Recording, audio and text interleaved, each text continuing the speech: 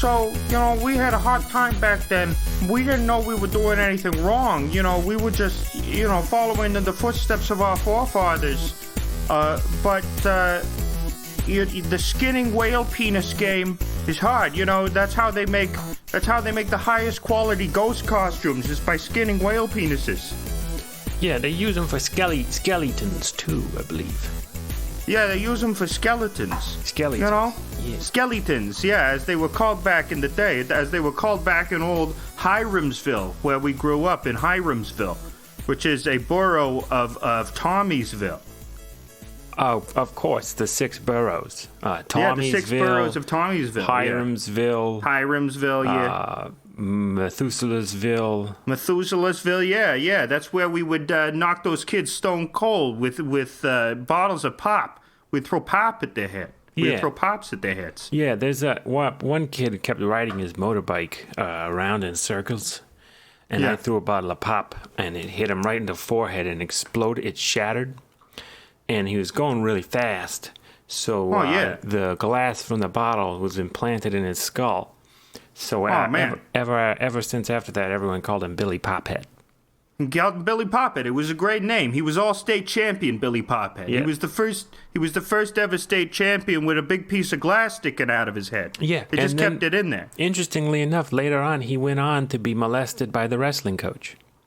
Oh, my God. And he was on the football team, too. So how would they have ever interacted? It was probably, he propositioned him. It was in the showers. It was into showers. It was definitely in the shower, but then it all went wrong. I blame Billy Pophead. I blame the policy that let the wrestling coach shower with all the football players. That was a bad policy decision. It was tradition, and that's what we do. That's why we skin the whale penises. Tradition, you got to keep it going. Otherwise, something bad might happen. And the other boroughs we got, of course, that's what we had. So we had Tommysville, Hiramsville, Methuselahsville. We got Travisville. It's some bad stuff happened in Travisville over the weekend. What give us the lowdown there on the bad stuff that happened in Travisville? It turns out the tri-regional tap dancing competition ended in sadness when they just tap dance across a bunch of wet concrete, got their feet stuck in the wet concrete, and they couldn't tap dance anymore, and they ruined the beautiful workmanship of our precious day laborers. So it was a tap dance of death. It was a tap dance of death. It was trampling. They were trampling all over that wet concrete. And they got stuck in the concrete and starved to death there. And now they're living statues. They're rotting. The state won't pay for them to take them away, so they're just skeletons, and they're just rotting out there, stuck in the wet concrete. Okay. Sure. These are the 6 boroughs, Travisville, Scottsville. Methuselahsville, Hiramsville. And Scottsville, right? Scottsville. Travisville, Scottsville, Astroville. They're named after the 6th founder. There's Astroville. That's named the after. One. He's the 6th founder of this beautiful city. Astro is a name you don't see very much these days. No, it was popular in the 60s, back in the 60s when we had, the space race and everything. We had to fight the Russians to get into space. So we were Americans were naming their kids Astro? Yeah, they were naming the kids things like Astro and Rocket and Space Probe. That's why you have so many boomers named Space Probe, I don't know why I'm still doing the voice. I think we've go exited. For the whole episode, please. Nah, I think maybe I'll do it. Yeah, okay, maybe I'll do it. I'll be this guy. The whale skin penis rugs that we make for our families. When you say, let's analyze that, whale skin penis. Yeah. What does that mean? I think it would mean, so a whale skin penis rug would be a penis rug made out of whale skin. What's a penis rug?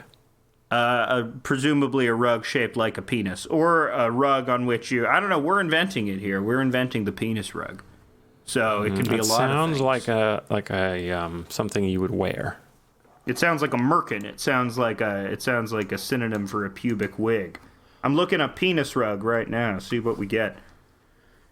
penis rugs for any room or decor style. So Society 6, I don't know what this is, but they have a rug which has a man's penis on it. Looks like some sort of erotic Lucian Freud painting. Oh, they also have rugs which are... Okay, so yeah, there's a penis... Yeah, rugs with penises graphically imprinted on them, I think is what we're talking about. Now, are there any skin rugs at all of any... Like, what can you get... how can you get, like, a skin rug? Who's... Oh, you never had a bearskin rug before? Yeah, but that has, like, fur on it, right? Okay, but no one has, like, a lizard skin rug. No one has, like... Is there just a skin rug? You have a crocodile, you could have a human skin rug. I guess that's what old Ed Gein was leading up to, you know. I think it's pronounced Gein. I think it's... Is it Gein? I believe it's... Welcome to the pronunciation podcast, and it's pronounced Gein. I've heard Gein. What are you, a gynecologist? How do you pronounce Travis Scott's real name? That's not his real name? No, that's his stage name. Can you believe it? Travis Scott? It sounds... Can you believe that's the stage name he picked? Jacques Berman Webster? The second. Oh, he's older than I thought. He's 30. Interesting. I guess that's why I know him, because... I don't know. There's rappers out there who are like it's Shorty Flip Flop, and I'm not with it anymore. I don't know any of these rappers anymore. Shorty Flip Flop tragically died on an airplane after taking all of the Robitussin. Yeah. Are you? Just having a Benadryl and Robitussin cocktail. Have you seen... Didn't that actually happen? There was a new rapper who I don't know anything about except that he died horribly, and that was Juice WRLD. I think so. The rapper called Juice WRLD, where he did just that. He took a bunch of, like, I don't know if they were opioids or something, but he took a bunch of drugs on a plane, and he died. So, you know what I heard is happening? That was it for him. You know what I heard is happening this week? So... As all our listeners surely know, we sloppily pulled out of the war in Afghanistan, and the pullout was a sloppy pullout. He's got war cum left in. Personally, I don't mean to brag, but my pullout game is really good. Never had an unintended pregnancy. Only had one very intentional pregnancy, which is going great. Mm-hmm. It's going great. Not getting any sleep. It's going great.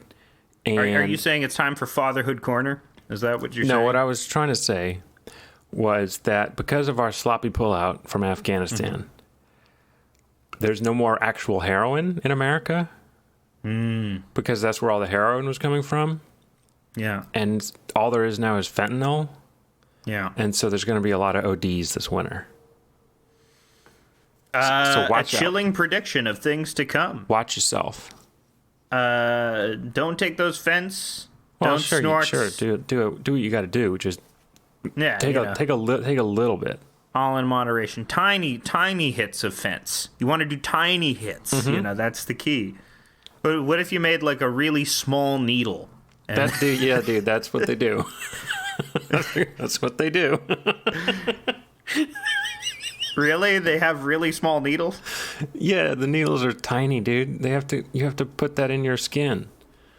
No, but I'm talking about the needle itself is in miniature. It's like a very tiny needle. You mean like the part that contains the juice? Yes, the juice. It's like all around the entire hypodermic needle is very small, as you would find in a dollhouse or train set. Okay. So, if you're doing a Lego, you would like a Barbie heroin kit, like a Barbie naxolone kit. Yeah, naloxone. How do you say it? I don't. Well, I don't know. Don't you guys have a different word for it in Canada?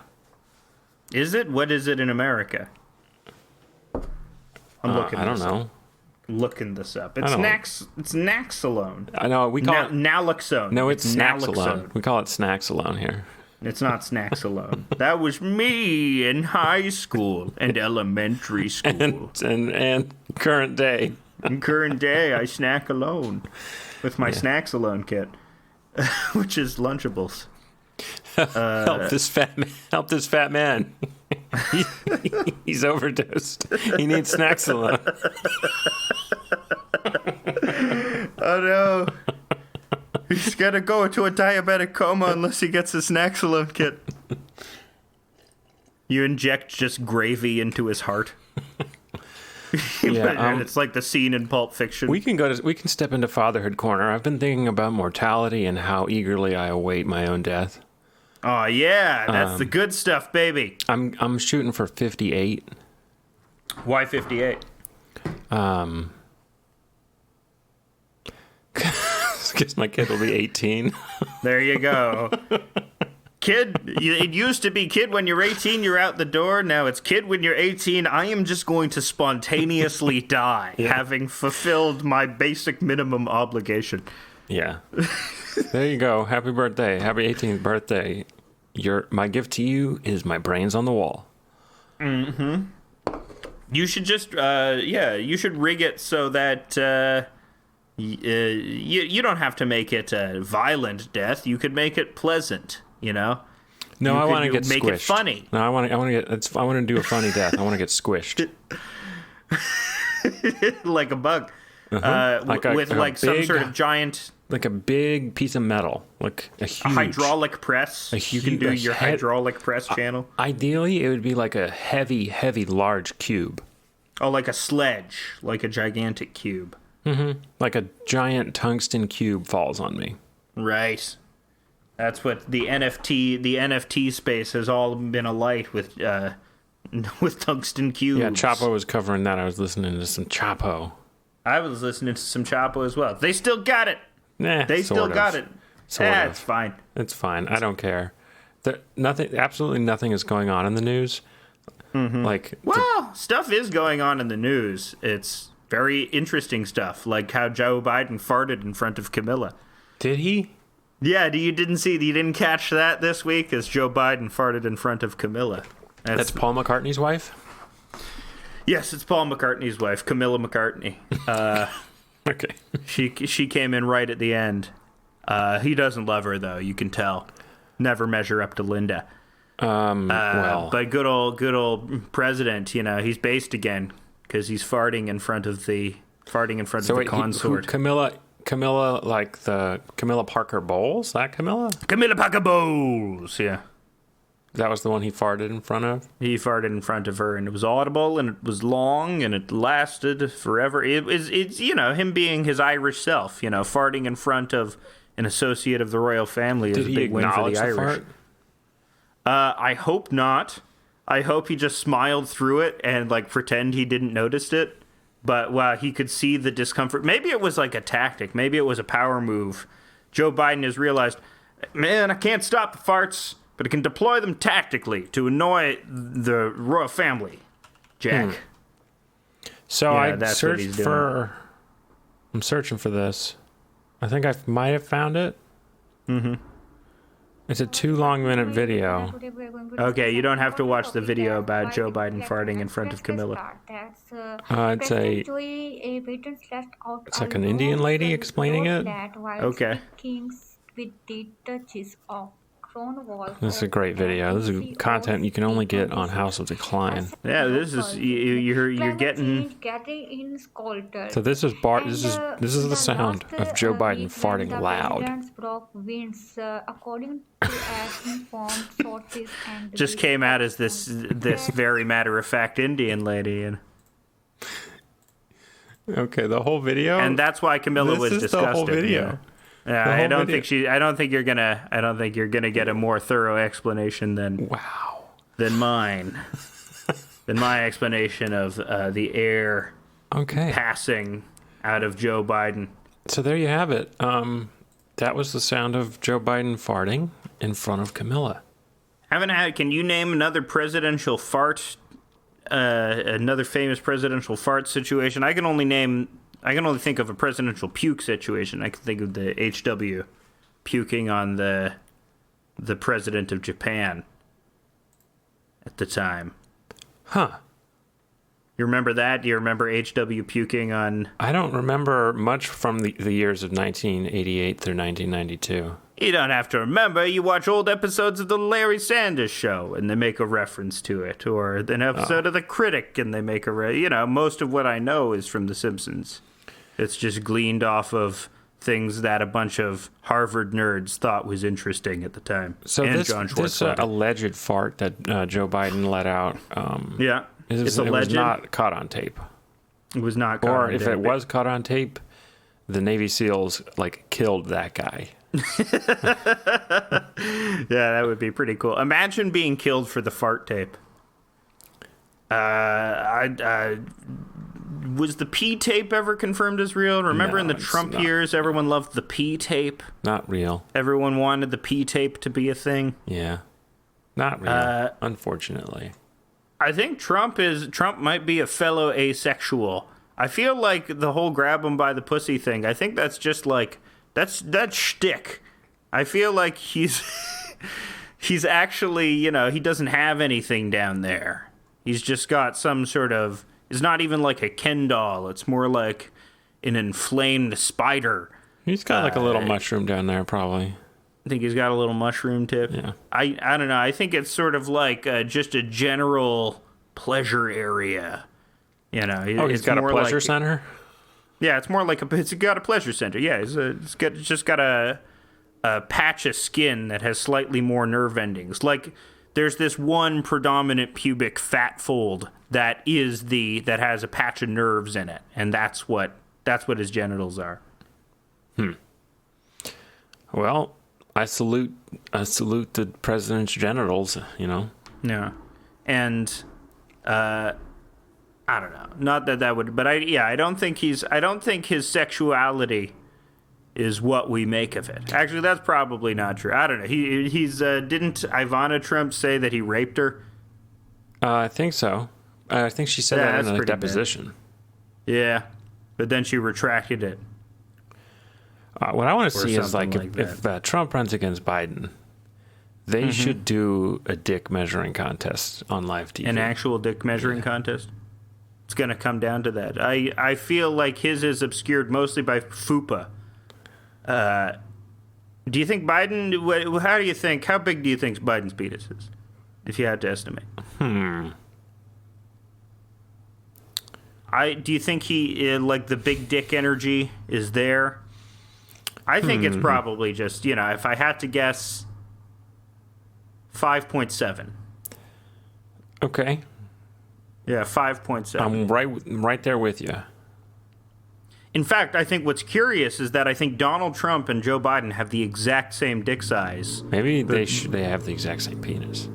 They have the same penis. It's like Enemy, but you find someone with the exact same penis as you. Michael Jackson was they're examining his penis. Mm-hmm. Turns out there's a guy out there with the exact same penis as Michael Jackson.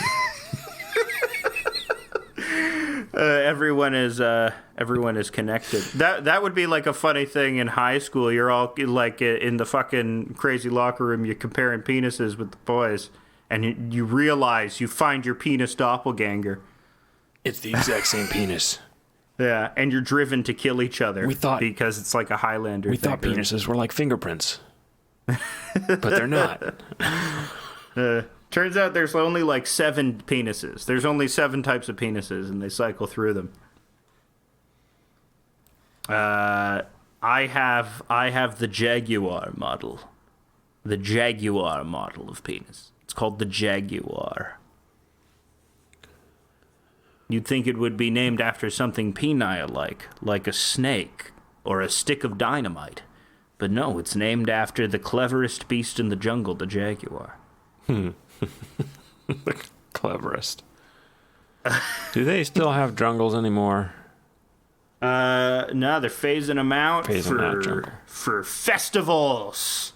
There's festivals. Yeah, there was a problem in Travisville this week. Yeah. We already made reference to it in our brilliant improvisation. Yeah, we did. Beginning of the episode. That was a good one. Yeah. One day we'll do an entire show just detailing the ins and outs of a fictional city, and it will be world building. Ooh, yeah. Maybe we could do a podcast or an episode where we just play a tabletop RPG. Sure. Everybody loves those. It won't be boring. You'll love it. We'll get a lot of subscribers. Get such unexpected reactions. Like dice? Dice control the universe?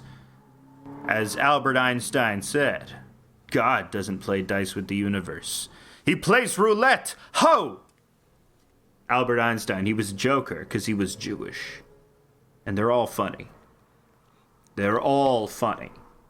Even Benjamin Netanyahu is funny. You got to admit, Netanyahu is funny.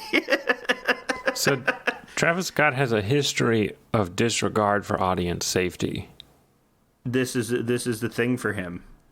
Travis Scott, for people that don't know, even though I don't know how you don't know, it's been all over the news. Travis Scott, a successful and popular rapper and Kardashian coupler, there was a concert in Houston where the venue was also to blame for some of the deaths that occurred during the concert due to a crush, as has happened with many soccer events and other concerts beforehand where people unregulated in their movements just literally trample other people. Two of them were minors. It gets so, it's like a crush. You can't breathe. Like people actually get compressed so that they can't actually exhale because they're so compressed into one another. Yeah, and apparently, I don't want to. I don't know the situation too well, but people are casting aspersions on Travis Scott because he probably could see some of the mayhem from where he was standing, and he was not invested in the safety of the audience. People are blaming him for that. But more so, I think it's easier. It's much easier to blame the venue as well because they're usually responsible for that. So I blame the people. You blame the people. Yeah. You blame the people for I blame the going victims, to a Travis Scott basically. concert.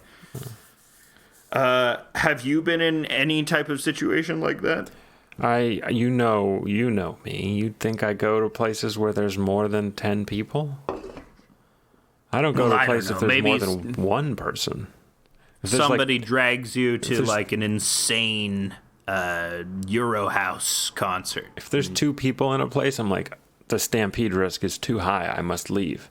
Yeah. No. If those kids had been more like you, they wouldn't be dead. I mean, I've been in crowded shows. I don't like it. Yeah, but there's something about...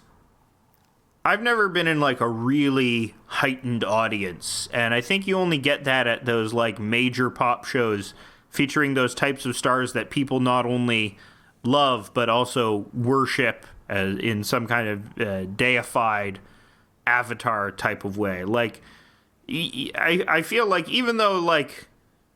Someone likes Pavement. Actually, that's not a good example. People fucking worship those guys. I don't know why. I mean, I like Pavement, but it's like they are... But you're suggesting perhaps that the passion of Pavement fans may not induce them to pile on and one another. To crush. I don't know if there another. would be a crush at like a Pavement. But there's also like a hype beast element to Travis Scott as well, where like... you're trying to get close to the godhood, and you are trying to but you're trying to climb over each other to get close to your deified figure up on the stage, which causes you to do manic things. I wonder if like people would crawl over each other like that for Joseph Smith or somebody like that, or I wonder if people did that for like Lennon or something like that. I wonder if there were ever there were ever crushes at Lennon events, and then Lennon blamed a guy roaming around with drugs, poisoning people. Yeah, I mean, they happen every so often. But I don't know. You gotta like, I don't know what the thing you gotta do. You gotta like have like guys on horseback, I think, in the crowd. Yeah, you have to have crowd control. You have to like have guys, classic crowd control. Yeah, you have to have like really intense. So I guess it's probably the venue's fault. Go-go cages for every concert attendee. Go-go cages is what I'm suggesting. Everyone gets their own go-go cage. I mean, I hope nobody got COVID. Yeah. I wonder how high will the body count eventually be from this Astroworld concert? I mean, sure, 8 people were crushed to death, but I hope nobody got COVID. Yeah, that would be the worst thing. That would be the biggest tragedy, besides the 8 deaths, would be if anyone got COVID. It's funny that you do go. Part of the gimmick of Astroworld is that there's this gigantic Travis Scott head that you travel through in order to get into the concert, and you go into its mouth. So it's they also consistently joked about this in Metalocalypse, how fans would sign pain waivers for Death Clock, and they would sign their life away because you might die at a Death Clock concert, and that's sort of the appeal of it too. I don't think there must be some people who go to concerts or like that atmosphere where it feels like you're gonna fucking die, and being amongst a throng of people, and it feels like the fucking Battle of the Bastards. People must like that feeling to some degree, right? They love it. Yeah, they love being in the crowd. I mean, I've been in a lot of mosh pits back in my day, but I was never in one where someone wouldn't help me up. So maybe that's a difference. Well, you never went with me. I was always the guy, using my rifle butt to punch someone back down onto the ground in the mosh pit. Yeah. No, you get back down in there. Yeah. Using a 2x4 like the It's Always Sunny in Philadelphia, man. Just poking some guy in the forehead. Oh, man. I was thinking about Always Sunny because I was watching, what was I watching with the boat? What were you watching with the boat? I was watching something with the boat, and were you watching The Love Boat? It was like you take your first date out on a boat because of the implication. Because of the implication, right? And then that just had me laughing and laughing. It's a very funny line. It's Always Sunny. It's one of the great television series. But let's talk about the movies we watched, because you watched some movies. I watched The Green Knight, which we talked about already on the show. I say it's But now you've seen it. You gave it a B. Yeah, B+. B+. A B+. I rented it for $3. Like about it? It's just kind of boring. That's what you liked about it? No. What I liked about it was that it was gay. I liked how gay it was. Gay as in the pejorative, or gay as in it was homosexual? It sucked lots of... Gay as in it was homosexual, and that's why I liked it. Okay. Because those two guys kissed. When did they kiss? Yeah, but they kissed in like the old way. No. Where, No, they didn't. Okay, you're right. I don't even mean the old way. You think gayness was invented like in the 1900s? I think it was possible for straight men to fuck each other without it being a gay thing, and now that's no longer a thing. I mean, it is a thing, but there's this line in 30 Rock. I forget who it's delivered by. Oh God, what's his name? Is it? I don't know, but Kenneth is touring an old man around, and he says, "Back in my day, you could do what you wanted with a man, and it wasn't gay. You were just worshiping each other's strength." Something along those lines. Yeah. Well, I think it was Tim Conway, actually. That's who it was. And sure, I think that's what they were doing. We've lost that with our identity politics. We have to go back to that. We have to go back to closeted fucking. That's what they were doing. There's spoilers, but there's like this weird scene with CGI giants. What did you think of that scene? That was stupid. You thought it was stupid? That was the worst part of the movie.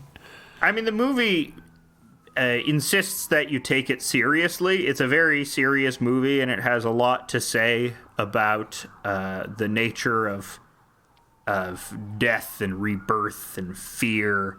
And there's CGI giants. Accepting your fate. Yes, and there are CGI giants that moan. Well, no, they like howl out, like the wolf howls, and then the giants are like, "Oh, we make sound too," and then the giants howl, and then it's like, the giants are just part of nature, dude. Nature's mysterious and metaphorical. Yeah, nature's big. It's the Green Knight. It's not the Red Knight. He's not blood. He's green. He's leaves and wood. Except it's very funny because the movie's not very green. I always balk on like on gray color grading, but I feel like the Green Knight uses gray color grading very effectively in order to illustrate this sort of blighted, horrible world of man that Gawain comes from. And then as he enters the natural world, and it becomes more apparent what his connection to eternity is, suddenly the color springs to life, and you can actually see the shades of green. And whether that means, abandoning yourself to nature, or like accepting something as larger than you, or accepting duty as part of the natural order, that's sort of what it conjures in my mind as. I really like the anachronisms in it. I like how it's very anachronistic in a lot of ways. Could you use one little more dash of violence or anything happening? Or, yes, it does. Nothing happens. Give me a lot of tension or something. You get cum. There's cum in it. Is there? When? Yeah, you forget the scene where he comes. You have a shot of the lady basically jerks him off while he's at the place. Huh. And the place with all the anachronistic paintings. And you just see cum that shouldn't on be. something? You see like a cloth covered in cum. Really? And I think it's the same cloth that he uses in order to ward off the Green Knight, which he then eventually takes off. That doesn't happen. That happens. You didn't notice the cum? Maybe you're too bored to notice the very... There's absolute... I'm not crazy. This is a very... You imagine they that. They hang on it for... No! You're gaslighting me. You're cum-lighting me. There's definitely a cum scene in the Green Knight. Mr. Asexual over here is just imagining... I'm imagining cum on stuff. You don't have to. Cum is not necessarily sexual if you find it gross. If you think it's just like a funny human body thing, it's on the same level as shit or blood. Like remember that in Forrest Gump when she jerks him off and there's cum on the American flag? Does that happen in Forrest Gump? Yeah, that happens. There's just a cum scene in every movie. People forget. Oh man, you forgot about the cum scene in Rain Man where he counts the cum droplets on the floor. Remember the cum scene in Who Framed Roger Rabbit? What movie did you see this week? I've been revisiting some gay classics.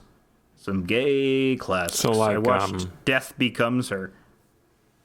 Is that the one from 1992? It's the one from 1992. Bruce Willis, Goldie Hawn, Streep, and very great effects, and great score by Alan Silvestri. Just this really Bernard Herrmann-ish glassy string score that plays throughout the whole thing.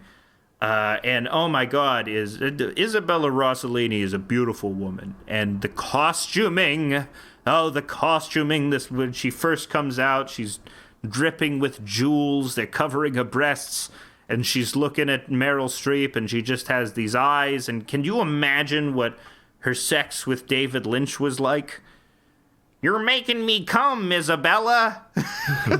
And Goldie Hawn's in that movie too. How's she looking in that movie? Yeah, she's a hot piece in that. She's a real hot piece in that movie. I mean, like every like garment in that movie is in a drag queen's repertoire, or should be, because it's a very drag queen movie. And it's in black and white, huh?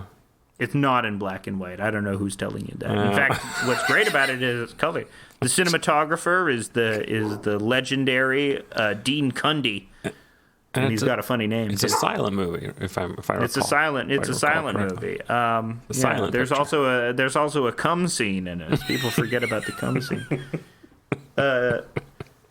Death Becomes Her. It's also interesting because the character who probably does the worst thing in the entire movie gets to escape. So the Bruce Willis character actively kills the Meryl Streep character, but then his character is gay, gets a good ending, because I guess the movie's not really moralizing. It's just showing how like an obsession with youth and staying young leads people to ruin. I think it's I don't really actually it does kind of moralize, which sort of takes away from it. if it fully committed to its nastiness, I think it could be even better. But there is like some sort of message about not wanting to live forever and that being a curse and being obsessed with youth as some sort of curse. But I guess you got to have a message to make stuff satisfying, or you have to take some sort of moral point of view. I think it would be funnier if they took the moral point of view that you can live forever and be young forever and do horrible things and it doesn't matter and you can still feel good. Take like the real sociopath worldview. I think that would be fun. The Squid Game worldview. The Squid Game. What?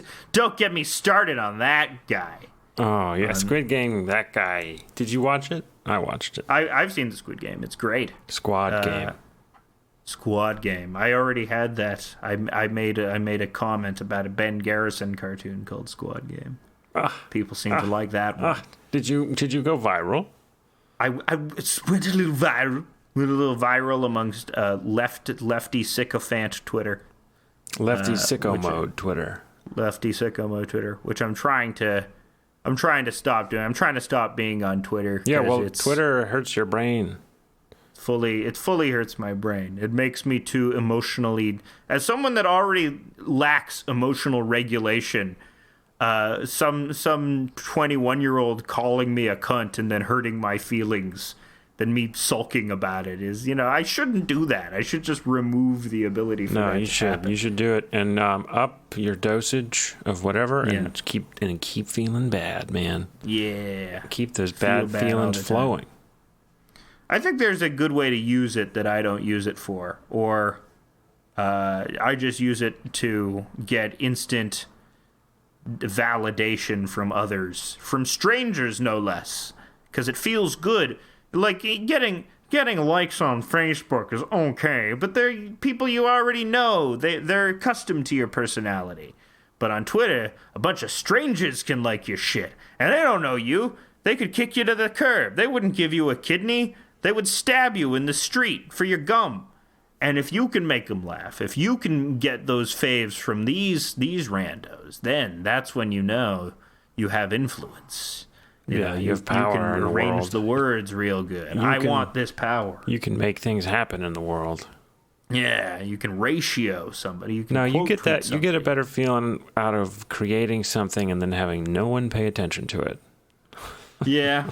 I think there is a certain, as long as you keep your head down, there is a certain nobility in just generating constant work and then not living to see it appreciated, but hoping that in death you will be discovered, like Van Gogh or Henry Darger.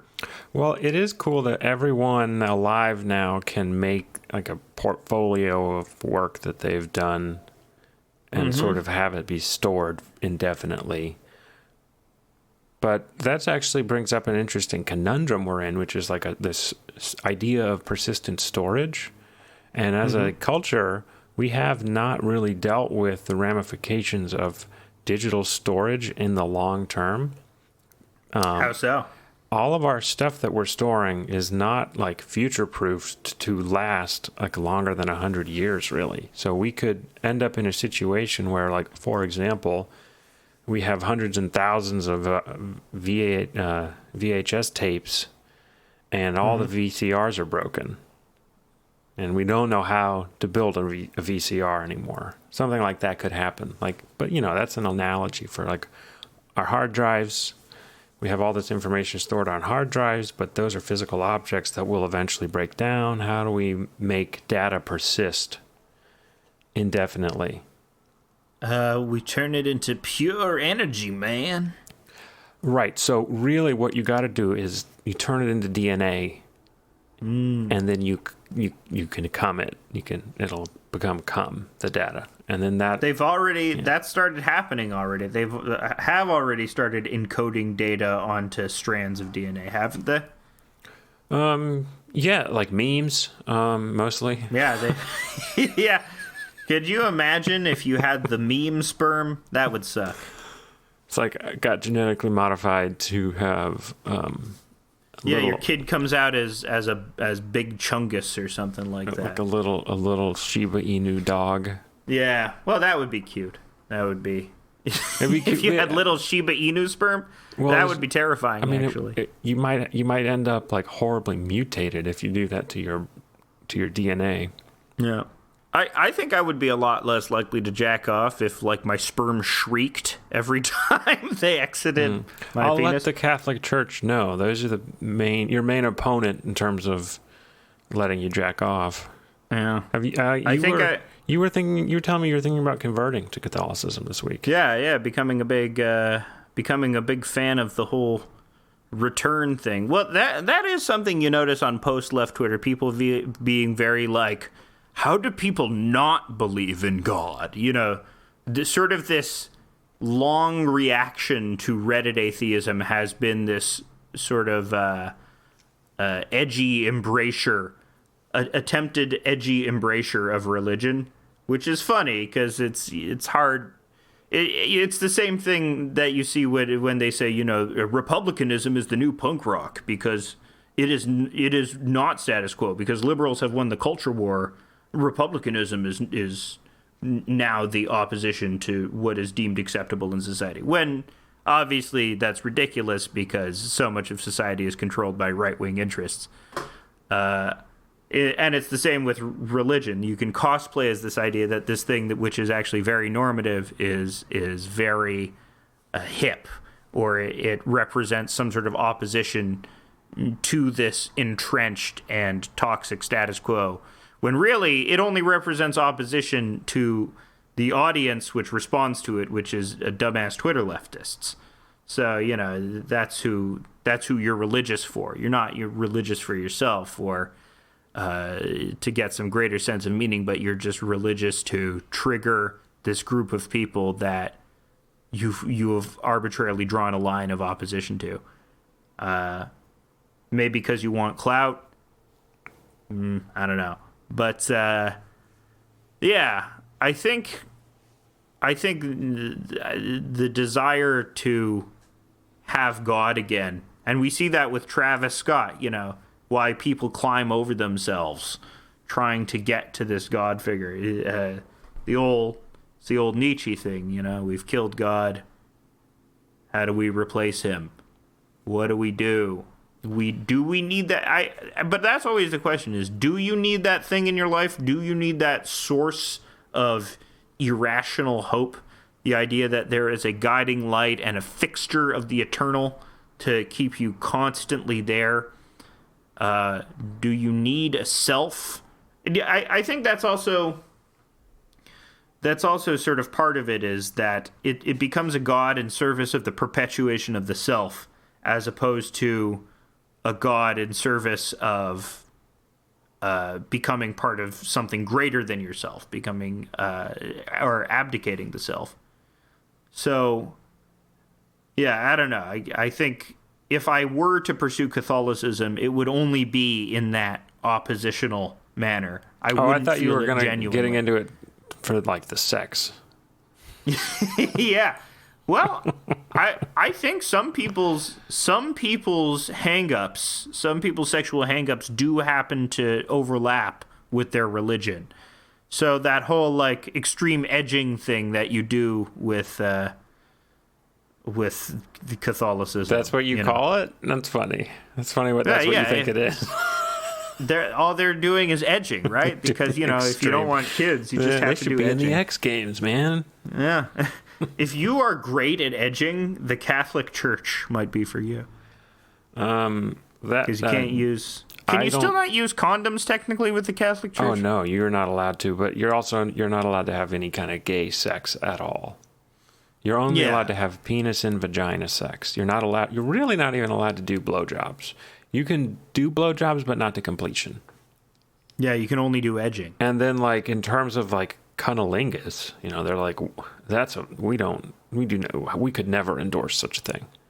Yeah, but you don't spill, nothing is wasted. So I feel like the logic with cunnilingus, following the Catholic logic of cunnilingus. I think that they probably like, there's no if life that's what it wasted. takes to make a baby, fine. But we're not going to say it's okay. I guess it's the denial of pleasure, the idea of any sort of pleasure being sinful. Yeah, I mean, wouldn't you rather be praying during that time? Wouldn't you get more pleasure out of praying? I think the sad thing about that is I think there is sort of a moral truth in the idea of pleasure being sinful. Not like regular pleasure, like getting your pussy eaten or having sex without a child. That's in the realm of normal shit. But I think the wealth and excess of the world we live in today gives us access to an abnormal amount of pleasure. People always joke about how your dopamine receptors are fried. Yeah, you get all the candy and pop you want.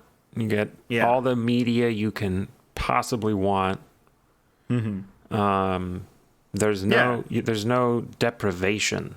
There's no at all. Like, you can get anything you want, you have access to. We're all access culture. Except for alcohol, which is fun. It's just funny. Yeah. Yeah. Is there... Catholicism is not that anti-booze, is it? No, not at... Well, I mean... You can drink and still be a Catholic. It's not like Islam. Yes, you can... I mean, you can drink and be a Muslim. Plenty of Muslims drink. Yeah, there are plenty of people do that. But in the actual doctrine, like in Islam, you're not supposed to drink. Like, it's pretty cut and dry with that rule. Yeah, I mean, with Catholics, you have to be able to drink because you have to be able to take communion wine. So there's some Protestant churches where you're not supposed to drink at all, and Amish they do grape juice. They don't do. Do they? No, they do drink. I think they do drink, the Amish. Who? What? Do the Amish drink? Yeah, but only Yingling. Oh no, the worst beer. That's strangely. I don't like Yingling that much, but the opinions on the internet, on Reddit about Yingling are very positive. It's very I love Yingling. Kind of what made me hate Reddit was everyone on Reddit was like, "Man, Yingling is just like a solid beer," and I'm like, "It's in like the watery. Like I'm trying to get drunk and also feel incredibly bloated sort of way." I've had my fair share of Yinglings. But Yinglings, Rolling Rock, I put them in the same category. See, the thing about me quitting drinking is that, like, I had just figured out the best drinks, I had just really figured out what my preferences were. I was like, if I had just stuck with it for one more year, I bet I would have gotten really good at it. Yeah, you would have become the functional alcoholic. Like Campari and soda and Pilsners. That's all. If that's all I drank, I would probably be pretty more well hydrated than now. Yes. And I would probably be well on my way to my goal of living to 58. That's the number. Now I got to figure something else out. So, like, eat more candy. I think that's it for you. Yeah, a lot of people gain a lot of weight. Sober people, they quell their addictive personalities with delicious glucose. Mm-hmm. Delicious glucose. I mean, it's what I shove I shove a pack of O. Henry bites into my face every 2 or 3 nights, and I don't feel good. Every 2 or 3 hours. Yeah. Got to get that fix. Got to get that next level of pleasure. I got chocolate-covered peanut butter malt balls. Yeah. And so, in that... And so, more than anything, I think what people crave more... People think they crave God, or people think there is an absence of God, but what people really crave more that religion is sort of an indirect path to is discipline. What people really want... When people say they want God, what they want is some sort of structure instead. But they can't believe in any sort of structure because if you also have an inherently anti-authoritarian mindset, you reject anything that poses itself as an authority or tells you to have any sort of limits on your behavior. Because I don't know, it's just very easy to see how all of those things that limit your behavior in one way or another are bullshit. You lost me, man. I have no idea, man. I don't have any idea what I'm too saying dumb. either. You're too dumb to understand these hot remarks that are coming out of my face. Highfalutin thinking over here, man. Like, I'm thinking about hiramsville. Hiramsville. There's Tommysville. Tommysville. There's Travisville. Travisville. This is where people get stomped. But in that same, I mean, you joked about blaming the people, and of course you shouldn't blame the people. They are not to blame for this.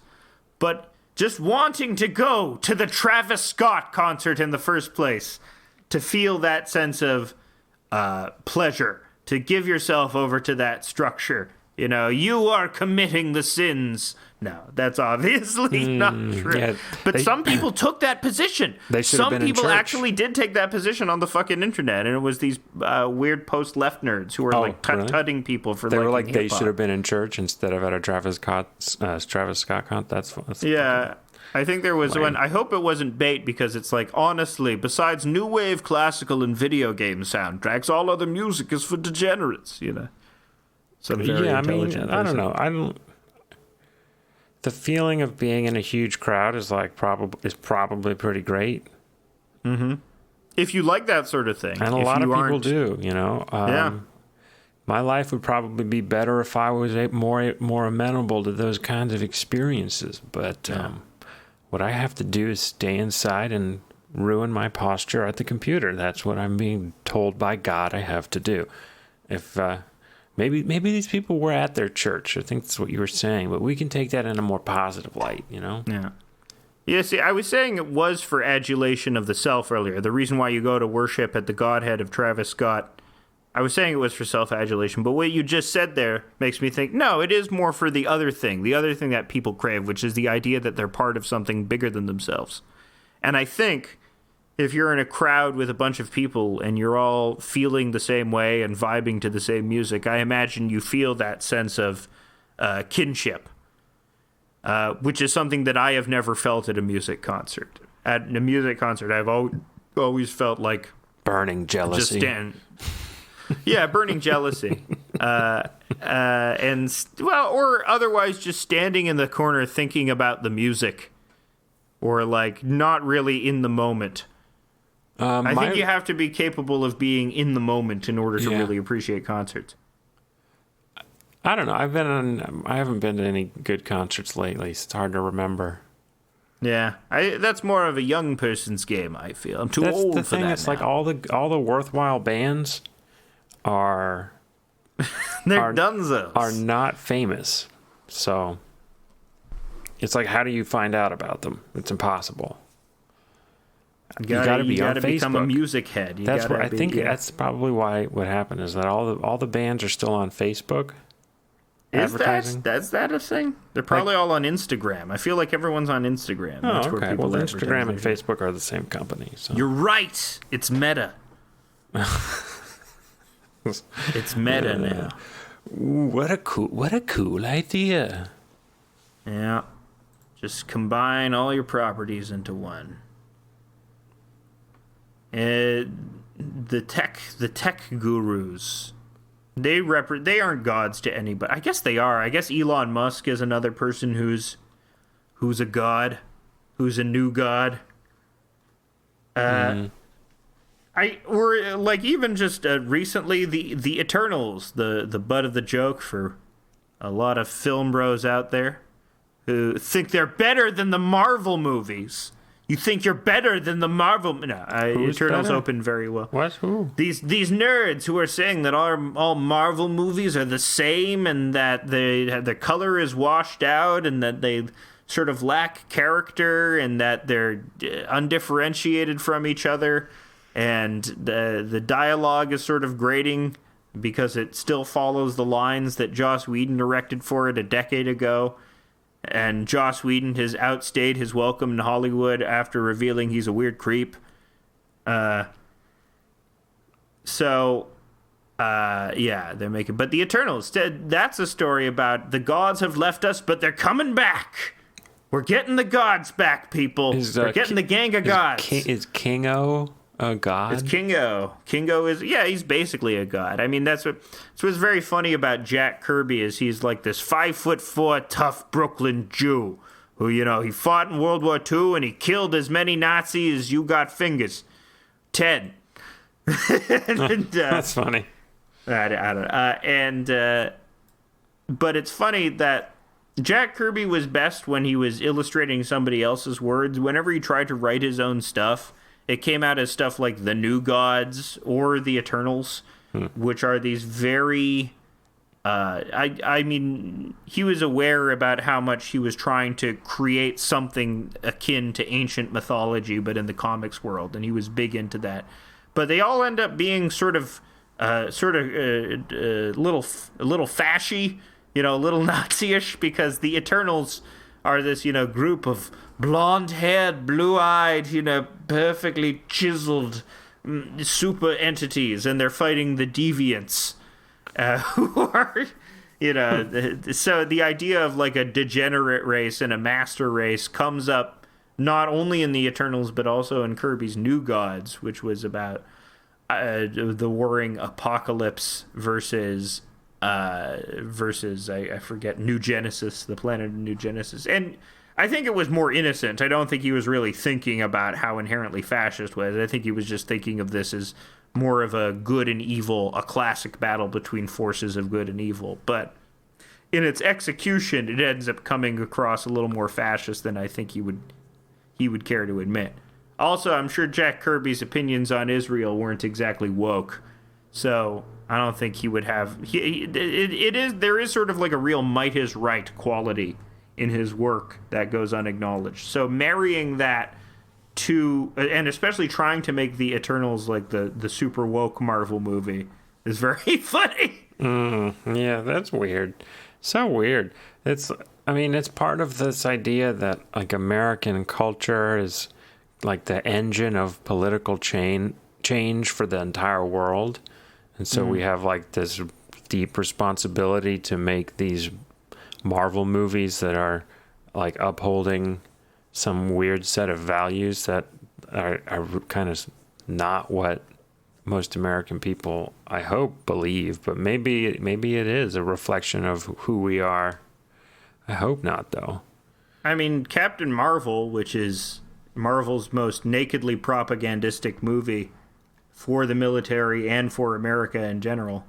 Not even Captain America is as propagandistic because he's often fighting covert elements within America. And he's actually it's weird how Iron Man ends up taking it doesn't matter. Who cares about the fucking Marvel movies? But yeah, the idea that we want our gods to return.